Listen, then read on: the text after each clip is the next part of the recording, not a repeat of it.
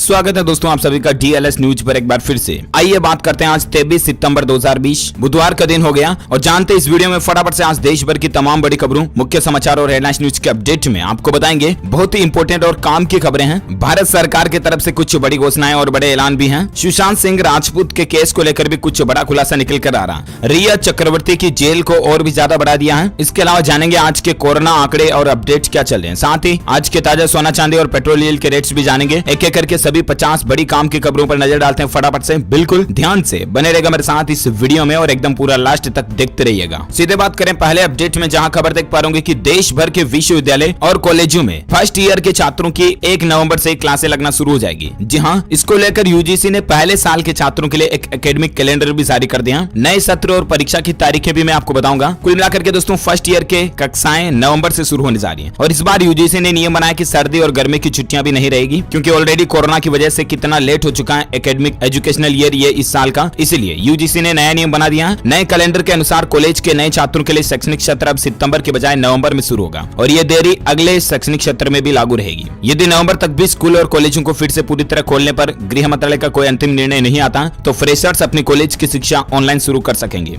ये नियम बना दिए गए हैं इस बार फर्स्ट ईयर के स्टूडेंट्स को लेकर। तो कुल मिलाकर के 1 नवंबर से फर्स्ट ईयर के कॉलेज वगैरह शुरू होने जा रहे हैं। आप प्रिपरेशन करना शुरू कर दें, ठीक है। चलिए अगली खबर देख पाएंगे। बदल गया 65 साल पुराना एसेंशियल कमोडिटी एक्ट। दाल, आलू, प्याज अब नहीं रही जरूरी चीजें। जी हाँ, संसद के दोनों सदनों में आवश्यक वस्तु बिल पास हो गया। इसके पास होने के बाद अब अनाज, दलहन, आलू, प्याज, खाद्य तेल जैसी चीजें आवश्यक वस्तुओं की श्रेणी में नहीं होंगी। दरअसल लोकसभा ने 15 सितंबर 2020 को आवश्यक वस्तु विधेयक 2020 को मंजूरी मिली थी और अब यह बिल राज्यसभा से भी पास हो चुका है। यानी कि आवश्यक वस्तु बिल में बदलाव से अनाज, खाद्य तेल, तिलहन, दालें, प्याज और आलू सहित कृषि खाद्य सामग्री एक्ट से बाहर हो गई है। इसका मतलब साफ है कि इन सभी कृषि खाद्य सामग्री पर अब सरकार का नियंत्रण नहीं रहेगा और किसान अपने हिसाब से मूल्य तय कर आपूर्ति और बिक्री कर सकेंगे। हालांकि सरकार समय समय पर इसकी समीक्षा करते रहेगी। जरूरत पड़ने पर नियमों को और भी सख्त किया जा सकता है, लेकिन इससे सीधा किसानों को यह फायदा होगा कि वे अब अपनी मन मुताबिक हिसाब से अच्छी पैदावार की अच्छी रकम पा पाएंगे। तो ये किसानों के लिए अच्छा फैसला ही है देखा जाए इनडायरेक्टली। तो चलिए अगली खबर है कि अब पोस्ट ऑफिस से महज 15 दिन में आप बनवा सकेंगे पासपोर्ट। इसके लिए आपको क्या काम करना होगा, तो मैं आपको बता दूं कि वैसे तो पोस्ट ऑफिस से लोग बचत खाता वगैरह खुलवाते हैं और कई सारी डाक सेवाओं का लाभ लेते हैं,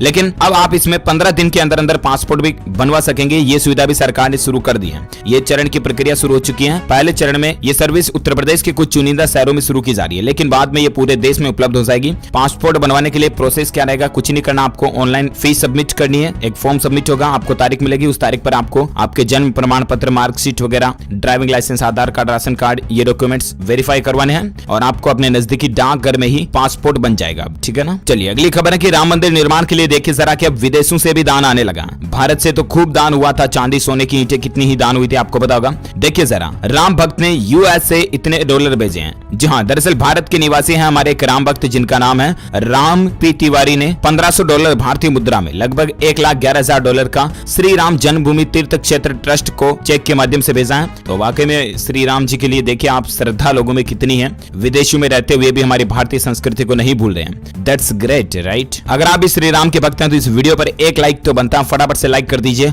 और वीडियो के नीचे कमेंट बॉक्स में जय श्री राम जरूर लिखिएगा। चलिए फिलहाल अपन आगे बढ़ते हैं अगली खबर में, जहां टेक्नोलॉजी को लेकर खबर है दोस्तों की गूगल पे अब टैप टू पे फीचर को सपोर्ट करेगा। ये फीचर आखिर क्या होता है, तो कुल मिलाकर के क्विक पेमेंट देने के लिए भारत में अब गूगल पे का टैप टू पे फीचर अब एक्सिस बैंक और भारतीय स्टेट बैंक द्वारा जारी किए गए वीजा कार्ड को सपोर्ट करेगा। जैसा कि मैंने आपको अपडेट बताया था कि वीजा के साथ में गूगल पे ने एक साझेदारी की है। इसमें आपको ये कॉन्टेक्टलेस भुगतान का फीचर मिलेगा। क्विकली जितना जल्दी हो सके आप पे कर पाओगे कुल मिलाकर के, ऐसा ना। चलिए साथ ही और एक अपडेट है टेक न्यूज को लेकर कि व्हाट्सएप में ये नया फीचर आ रहा है। अब अपने आप डिलीट हो जाएंगे वीडियोस और फोटोज। बिल्कुल नया फीचर है ये। अगर आपका भी फोन व्हाट्सएप के इमेजेस वीडियो से भर जाता है और आपको मजबूरन मैन्युअली उनको डिलीट करना पड़ता है, राइट, क्योंकि ग्रुप वगैरह में बहुत सारे ऐसे फालतू के मैसेज आते हैं, तो ऐसे में अब व्हाट्सएप ये नया फीचर ला रहा है। खुद ब खुद आप चाहें तो स्वतः डिलीट हो पाएंगे आपके GIF इमेज हो गया, वीडियोस, फोटोज, जो कुछ भी है। तो हो सकता है व्हाट्सएप के नेक्स्ट अपडेट में आपको ये फीचर मिल जाए। चलिए साथ ही अगली खबर है 26 सितंबर को श्रीलंकाई प्रधानमंत्री महिंदा राजपक्षे से वीडियो कॉन्फ्रेंसिंग के जरिए प्रधानमंत्री नरेंद्र मोदी बात करेंगे। अब देखते हैं इन दो पीएम के बीच में क्या बातचीत हो पाती है, मैं आपको बताऊंगा।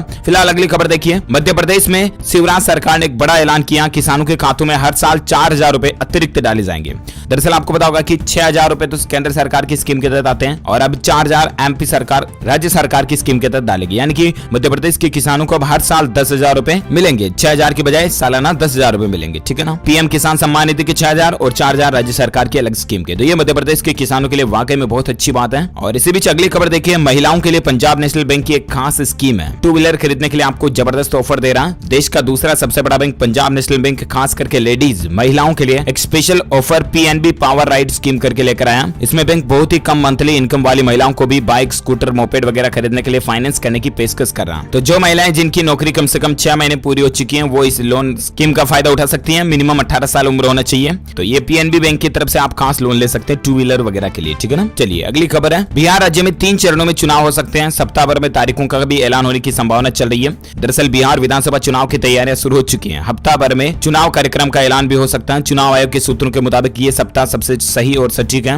बुधवार से कभी भी चुनाव का कार्यक्रम का ऐलान हो सकता है। देखते हैं इलेक्शन को लेकर और क्या अपडेट आते हैं, आगे मैं आपको बताता रहूंगा। अगली खबर देखिए, भारतीय स्टेट बैंक एसबीआई की तरफ से घर के बुजुर्गों के लिए एक नई स्कीम है। 30 सितंबर तक आपके पास भी मौका फायदा उठा सकते हैं। कहने का मतलब ये कि अगर आप एफडी वगैरह खरीदना चाहते हैं अपने दादा दादी मम्मी पापा के लिए, तो भारतीय स्टेट बैंक की तरफ से एक खास स्कीम निकाली गई है। बुजुर्गों के लिए आप निवेश कर सकते हैं एसबीआई की स्पेशल स्कीम के तहत। एसबीआई वी केयर करके ये स्कीम आती है दोस्तों, जिसमें 5 साल या उससे ज्यादा की एफडी फिक्स डिपॉजिट आप करवा सकते हैं। तो प्रीमियम ब्याज जो है ना वो ज्यादा मिलेगा आपको। 30 सितंबर 2020 तक के लिए ये स्कीम है और अगर कोई बुजुर्ग 30 सितंबर तक इस स्कीम में रजिस्टर होते हैं तभी उनको फायदा मिलेगा, ठीक है ना। तो आप भी अपने घर परिवार में बूढ़े दादा दादी वगैरह के लिए अगर स्कीम का फायदा लेना चाहते हैं, एफडी पर अच्छा रिटर्न पाना चाहते हैं, तो उनके नाम पर आप एसबीआई से ये एफडी करवा सकते हैं। और 30 तारीख से पहले आप अपने नजदीकी एसबीआई ब्रांच में कॉन्टेक्ट भी कर लें। अगली खबर देखिए जरा दोस्तों की, पिछले 22 साल से सलमान खान का पीछा कर रहा है ये केस 1 दिसंबर को फिर से इसकी पेशी है। काले हिरन के मामले में सलमान खान जो एक फिल्म की शूटिंग के दौरान फंसे थे, वो केस काफी सालों से चल रहा है, 22 साल से।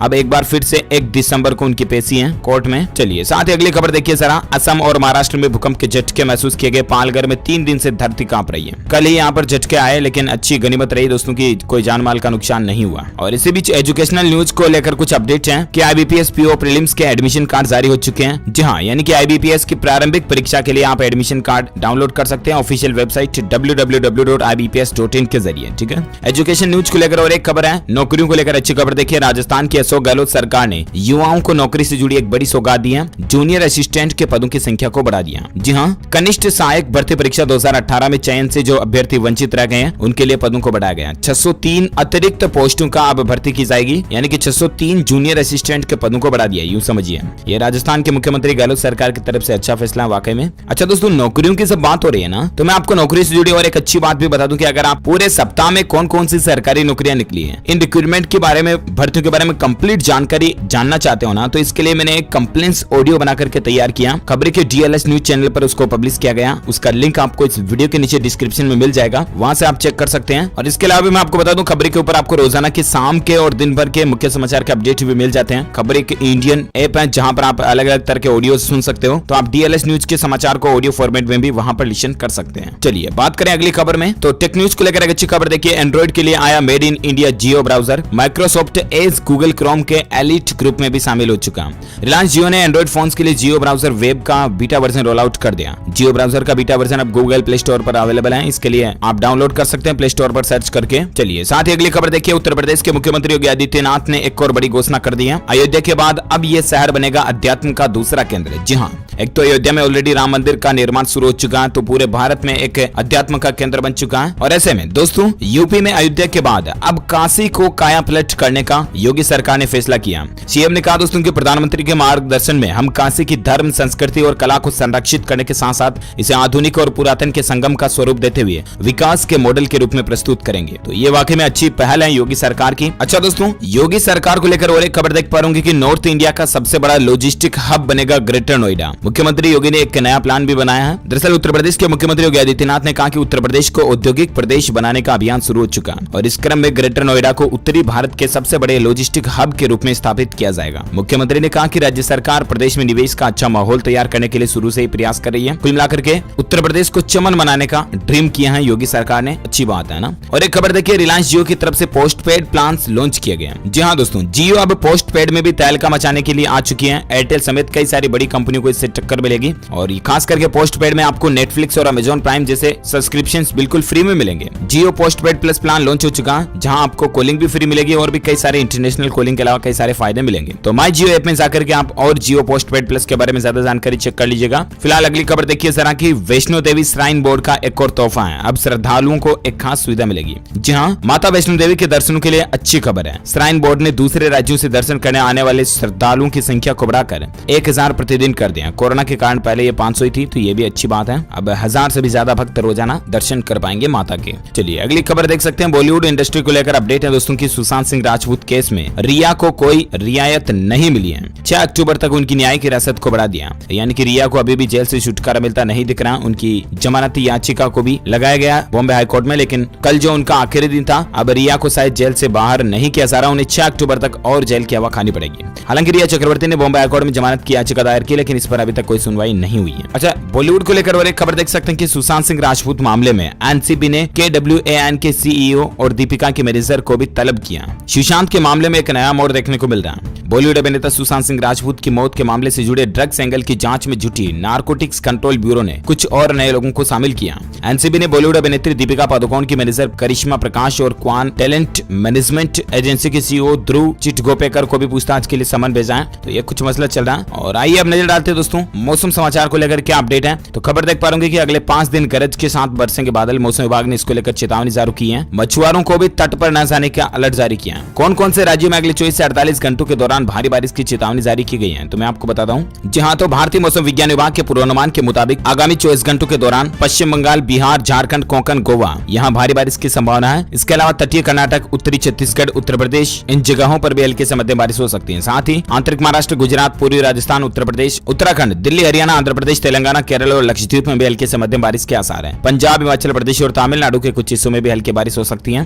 तो ये रहे आज के मौसम समाचार वेदर न्यूज अलर्ट। और आइए नजर डालते हैं आज के सोना चांदी पेट्रोल डीजल के रेट में क्या अपडेट चल रहा। पहले बात करें पेट्रोल डीजल की रेट की, तो आम आदमी को राहत मिली है। लगातार दूसरे दिन भी पेट्रोल और डीजल में सस्ता देखने को मिला, गिरावट हुई है दामों में कुछ। प्रति लीटर अभी क्या रेट चल रहा है दोस्तों, तो आप देख सकते हैं स्क्रीन पर। राजधानी दिल्ली में पेट्रोल का रेट 81.6 और डीजल का रेट 71.28 प्रति लीटर चलना। मुंबई, कलकत्ता, चेन्नई, नोएडा, लखनऊ, पटना, चंडीगढ़ वगैरह वगैरह बड़े महानगरों में पेट्रोल और डीजल की रेट लिस्ट क्या तो आप स्क्रीन पर देख सकते हैं। चलिए साथ ही बात करें आज के सराफा बाजार में सोने चांदी के क्या रेट चल रहे हैं। तो देखिए एक झटके में 5700 रुपए से भी ज्यादा चांदी सस्ती हुई है। और सोने का रेट कितना टूटा तो मैं आपको बताता हूँ। 672 रुपए प्रति 10 ग्राम सोने के रेट में कटौती हुई है। और इसके बाद अभी सोने का रेट 52,000 रुपए प्रति 10 ग्राम पर बंद हुआ। वहीं चांदी के रेट में सीधी 5,000 से भी ज्यादा की कटौती देखी गई। और इसके बाद अभी चांदी का रेट 61,000 रुपए प्रति किलो पर चल रहा। चलिए साथ ही अगली खबर हम बात करें आज के कुछ कोरोना अपडेट्स को लेकर क्या खबरें चल रही हैं, देख सकते हैं आप। राजस्थान के पूर्व स्वास्थ्य मंत्री जाकिया इनाम की कोरोना के चलते मौत हो चुकी है। मुख्यमंत्री अशोक गहलोत ने ट्वीट करके संवेदना भी व्यक्त की है। ये जो तस्वीर आप देख पा रहे माता जी की, ये पूर्व स्वास्थ्य मंत्री रह चुकी है। इनका निधन हो चुका कोरोना के चलते,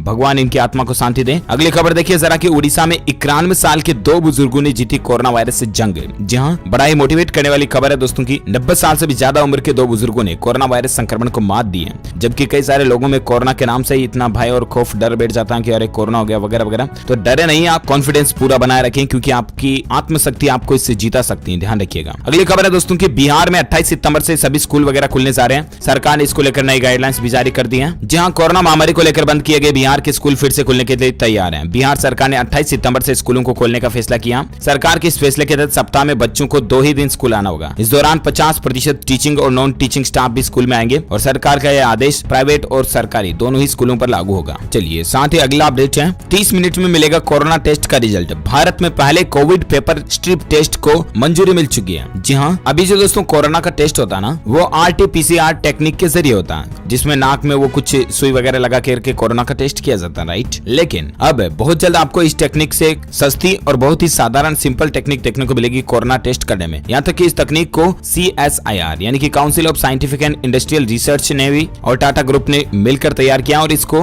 भारत में मंजूरी भी मिल चुकी है। और इस टेस्टिंग तकनीक में सिस्टम ये रहता है दोस्तों कि पेपर के ऊपर आपका टेस्ट किया जाता है, और अगर पेपर का कलर चेंज हो जाता है तो आप कोरोना पॉजिटिव है या नहीं उसके ऊपर डिपेंड करता है। देखते हैं आखिर कब तक ये किट मार्केट में देखने को मिलती है। फिलहाल अगली खबर देखिए, एक अनुमान अनुमान के मुताबिक 130 करोड़ लोगों को अगर कोरोना वैक्सीन दी जाए ना भारत की जनसंख्या को, है ना, तो उसके लिए कम से कम 5,000 करोड़ रुपए खर्च होंगे। देखते हैं आखिर वैक्सीन कब तक आती है। और एक अपडेट देखिए कि हाई कोर्ट से दिल्ली सरकार को एक बड़ा झटका लगा। कोविड मरीजों से जुड़े इस फैसले पर रोक लगा दी। दरअसल हाई कोर्ट ने दिल्ली सरकार के उस फैसले पर रोक लगा दी जिसमें सरकार ने प्राइवेट अस्पतालों के आईसीयू में 80% बेड कोविड-19 मरीजों के लिए रिजर्व रखने की बात कही थी। तो दिल्ली में फिलहाल ये सिस्टम नहीं रहेगा। इसके अलावा एक बहुत ही अच्छी सुविधा देखिए, कोरोना काल में संक्रमित बच्चे जो है ना, जो कोरोना से संक्रमित बच्चे हैं, वो अकेलापन महसूस नहीं करे, इसके लिए एक टोल फ्री हेल्पलाइन नंबर शुरू किया गया। NCPCR की एक नई पहल है। इन नंबर पर कॉल करके बच्चे कोई भी मनोरंजन कर सकते हैं अपना, या बच्चों में जो डर है वो दूर होगा, बच्चे कोई सहायता ले सकते हैं। हेल्पलाइन वगैरह काफी चीजें देखने को मिलेगी उनको। नंबर है 1800-121-2830। तो इन नंबर पर संपर्क कर सकते हैं कोई भी कोरोना संक्रमित व्यक्ति। और चलिए अगला अपडेट है, मध्य प्रदेश की शिवराज सरकार के एक और मंत्री भी कोरोना से पॉजिटिव पाए गए। जी हाँ, मध्य प्रदेश की शिवराज सरकार में मंत्री हरदीप सिंह डंग कोरोना से पॉजिटिव पाए गए। इसकी जानकारी खुद सीएम ने ट्वीट करके दी है। चलिए साथ ही अगले अपडेट में बात करें दोस्तों आज के कोरोना आंकड़ों की। ताजा अभी भारत में क्या संख्या चल रही है, तो पिछले 24 घंटों के दौरान ही 80,000 से भी ज्यादा संक्रमितों की संख्या में बढ़ोतरी हुई। और इसके बाद अभी भारत में 56 लाख से ज्यादा कुल संक्रमित केस पहुंच चुके हैं। 56 लाख 56.5 लाख से भी ज्यादा हो चुके हैं, जिसमें से 9,68,000 से भी ज्यादा सक्रिय केस हैं, एक्टिव हैं, जिनका इलाज चल रहा है। और 45 लाख से भी ज्यादा रिकवर्ड हो चुके हैं, ठीक हो चुके हैं। जबकि दोस्तों मरने वालों की कुल संख्या का आंकड़ा 90,000 के भी पार पहुंच चुका है। इस भारत में वायरस के चलते मरने वालों का आंकड़ा 90,000 के पार चला गया है ना। आप कुल मिलाकर के सावधान रहिएगा, मास्क लगाएं, पूरा इस्तेमाल करें आप मास्क का, और सोशल डिस्टेंसिंग प्रॉपर बनाए रखें, सैनिटाइजर भी यूज करते रहें, क्योंकि अभी फिलहाल बचाव का यही एकमात्र तरीका है ना। चलिए अगली खबर देखिए, स्पोर्ट्स कोटे में नौकरी देगी केंद्र सरकार। 20 नए खेलों में खिलाड़ियों को अब मौका मिलेगा। जी हाँ, खेलों को बढ़ावा देने के लिए केंद्र सरकार सरकारी नौकरियों में स्पोर्ट्स कोटे के तहत युवाओं को नौकरी देती है। और स्पोर्ट्स कोटे के तहत जिन खेलों में नौकरी दी जाती है ना, उनमें केंद्र सरकार ने 20 नए और खेलों को शामिल कर लिया। हालांकि ये खबर मैंने आपको पहले भी बताई थी, लेकिन अभी अपडेट ये है दोस्तों कि केंद्रीय खेल और युवा मामलों के मंत्री किरण रिजिजू ने इस संबंध में लोकसभा में एक लिखित में जवाब भी जानकारी में दिया। तो देखिए जरा कि किन किन खेलों को स्पोर्ट्स कोटे के तहत अब नौकरी मिलेगी। इन 20 नए खेलों को ऐड किया गया। बेसबॉल, बॉडी बिल्डिंग, साइकिलिंग, पेलो, तलवारबाजी, कूडो, मल्लखंब, नेटबॉल वगैरह वगैरह। चलिए साथ ही अगली खबर है, ई पीक पहनी ऐप पर किसानों की हर समस्या का समाधान मिलेगा अब। जी हाँ, दरअसल किसानों का स्तर सुधारने के लिए केंद्र सरकार के साथ साथ राज्य सरकारें भी नई पहल कर रही है। मैंने आपको पहले भी बताया था, एमपी में सरकार अब 4,000 एक्स्ट्रा किसानों को सालाना देगी वगैरह वगैरह। अब इसी कड़ी में देखिए, महाराष्ट्र के मुख्यमंत्री उद्धव ठाकरे ने भी कहा कि राज्य सरकार का पीक पहनी मोबाइल ऐप किसानों की समस्याओं का समाधान करेगा, उनके उत्पादों का सही दाम और एक बेहतर बाजार मुहैया कराने में भी मदद करेगा। तो ये महाराष्ट्र सरकार की अच्छी पहल है। चलिए साथ ही अगला अपडेट है, इंडियन रेलवे का एक बड़ा फैसला देखिए, पूरी तरह मेड इन इंडिया होगी वंदे भारत ट्रेन। रेल की कोच फैक्ट्री में बनेगी 44 ट्रेनें। जी हाँ, वंदे भारत ट्रेन को सरकार ने पूरी तरह से भारत में बनाने का फैसला किया। भारतीय रेलवे ने सोमवार को कहा दोस्तों कि उसने घरेलू निर्माताओं पर ध्यान केंद्रित करते हुए semi high speed train set बनाने के लिए नए सिरे से बोलियां आमंत्रित की हैं। ये कदम 44 वंदे भारत ट्रेनों के सेट के निर्माण में। तो कुल मिलाकर के दोस्तों आत्मनिर्भर भारत अभियान को भी बढ़ाने के लिए भारत सरकार का एक बहुत ही अच्छा फैसला है। चलिए अगली खबर देखिए कि कोरोना के बिगड़ते हालात पर आज प्रधानमंत्री नरेंद्र मोदी 7 राज्यों के मुख्यमंत्रियों के साथ मीटिंग भी करेंगे।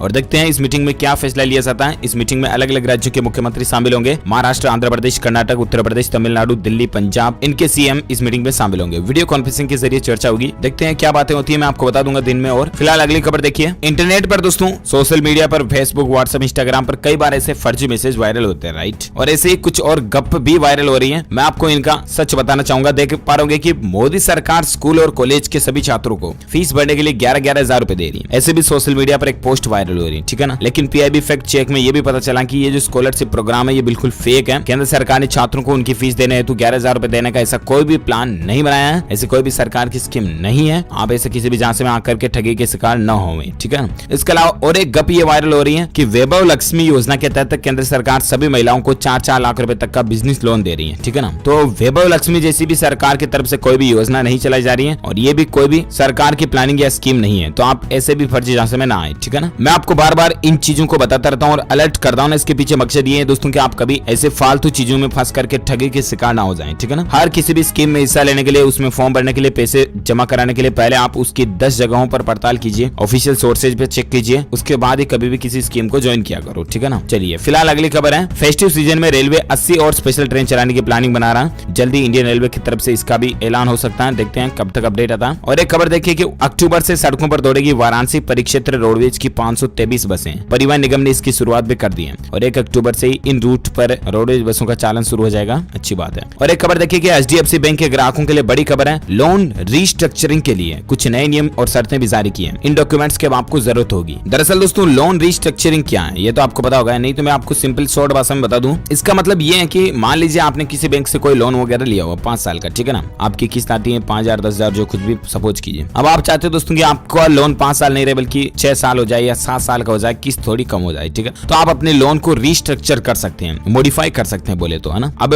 बैंक ये सुविधा भी दे रहे हैं आरबीआई के निर्देशों के बाद। तो ऐसे में एचडीएफसी बैंक ने कहा कि लोन रिस्ट्रक्चरिंग के लिए आपको क्या क्या डॉक्यूमेंट्स लाने हैं। तो इसके लिए आपको कुछ ज्यादा नहीं लाना है डॉक्यूमेंट्स वगैरह। आपको आपका अगर इनकम टैक्स रिटर्न भरते हैं तो वो, आपका बिजनेस सर्टिफिकेट मेन जरूरी है, जीएसटी रिटर्न भरते हैं तो वो, और बैंक स्टेटमेंट वगैरह, ये कुछ इंपोर्टेंट डॉक्यूमेंट्स चाहिए होंगे। और इसके अलावा इन डॉक्यूमेंट को सबमिट करके आप अपने लोन को 24 महीने तक बढ़ा सकते हैं एचडीएफसी में, ठीक है ना। चलिए अगली खबर है, भारत और मालदीव के बीच सीधी कार्गो शिप शुरू होने जा रही है, इससे कारोबार को बढ़ावा मिलेगा। दरअसल दोस्तों भारत सरकार की ओर से भारत और मालदीव के बीच एक सीधी कार्गो शिप शुरू की गई है और इससे फायदा ये मिलेगा दोस्तों की सिंपल बात है, भारत और मालदीव के बीच व्यापार बढ़ेगा, बिजनेस बढ़ेगा, तो दोनों ही कंट्रीज को बेनिफिट होगा ना। अगली खबर है कि इंडिगो ने स्वास्थ्य कर्मचारियों को तोहफा दिया, हवाई यात्रा पर 25% छूट का ऐलान किया। यानी कि इंडिगो एयरलाइन में अगर आप सफर करते हैं और स्वास्थ्य कर्मचारी हैं, आप मेडिकल स्टाफ से हैं, कोई डॉक्टर नर्स कंपाउंडर वगैरह हैं, तो आपको 25% सीधी हवाई यात्रा की टिकट के किराए में छूट मिलेगी। चलिए अगला अपडेट है, चीन ने इन जरूरी चीजों की कीमतों को बढ़ा दिया और जल्द ही भारत में इसके चलते दवाइयां महंगी हो सकती है। दरअसल भारत और चीन के बीच चल रहे मसले की वजह से अब भारत में दवाइयां महंगी होने वाली हैं। कड़वी सच्चाई है दोस्तों कि चीन पर भारत अपनी निर्भरता अचानक से नहीं घटा सकता। भारत बहुत बड़े पैमाने पर मेडिसिन का उत्पादन करता है, लेकिन इसके लिए जरूरी उत्पाद का आयात जो है ना वो चीन से होता है और चीन ने उस मटेरियल के ऊपर 10 से 20% वैल्यू में यानी कि कीमतों में बढ़ोतरी कर दी है, तो जाहिर सी बात है इससे दवाइयां महंगी हो सकती हैं। अगली खबर है कि मदरसे के 15 लाख बच्चों के लिए नीतीश सरकार ने एक बड़ा फैसला लिया, अब ये होगा खास काम। जी हाँ, मदरसे के 15 लाख से ज्यादा स्टूडेंट्स के लिए बिहार सरकार ने एक बड़ा फैसला लिया। सरकार के इस फैसले के बाद मदरसे के बच्चों को अब कोई भी पिछड़ा नहीं कहेगा। मदरसे के दाढ़ी टोपी वाले छात्र भी अब अप टू डेट साहब बन सकेंगे। उर्दू अरबी के साथ साइंस विषय लेकर के लैब में नए नए एक्सपेरिमेंट भी कर सकेंगे। इंग्लिश में बात करते हुए अपनी खूबियों से वाकिफ कराएंगे। सरकार के इस फैसले को एक बड़े बदलाव के तौर पर देखा जा रहा है। कुल मिलाकर के मदरसे में भी अब all type of study education मिल पाएगी, अच्छी बात है। और एक खबर देखिए कि हरियाणा सरकार ने बाजार शुल्क घटाया है, अब 1% ही देना होगा।